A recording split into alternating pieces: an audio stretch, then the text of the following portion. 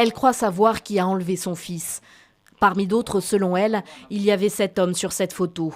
Il est connu dans le quartier. Elle l'a vu tourner autour de son petit Abdoul, 4 ans, quelques jours avant son kidnapping, ici à Kinama, dans le nord de Bujumbura. Ce petit dernier, qu'elle n'a pas pu protéger. Je me sens très mal. Je passe des nuits blanches car j'aimais beaucoup mon enfant. Je l'aimais tellement. Impossible de trouver le sommeil. Je ne me sens plus en paix. Non, je suis mentalement perturbée. Je ne parviens même plus à organiser mes affaires. Je suis effondrée. Abdoul a été enlevé le 29 janvier dernier à Bujumbura et retrouvé mort et démembré 2 jours plus tard de l'autre côté du Burundi, à Chakuzo, près de la frontière tanzanienne. Ses ravisseurs l'ont appâté avec un beignet pour qu'il monte dans leur voiture. L'association Albinos sans frontières fait le tour des familles de Bujumbura qui ont un ou des enfants albinos. Toutes sont terrorisées. En tant que mère, j'ai été très touchée.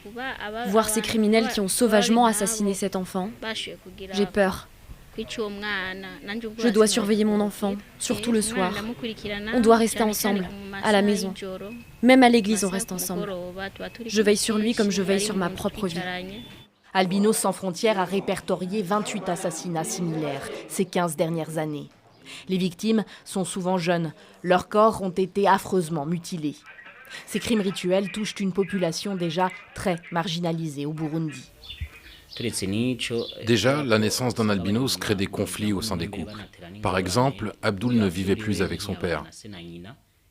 Il était avec sa maman qui se battait pour sa survie. À sa naissance, le père ne l'a pas reconnu. La société ne nous accepte pas, ce qui entraîne des divorces.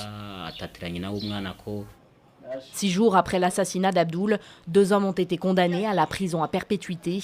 Un 3e reste recherché par la police.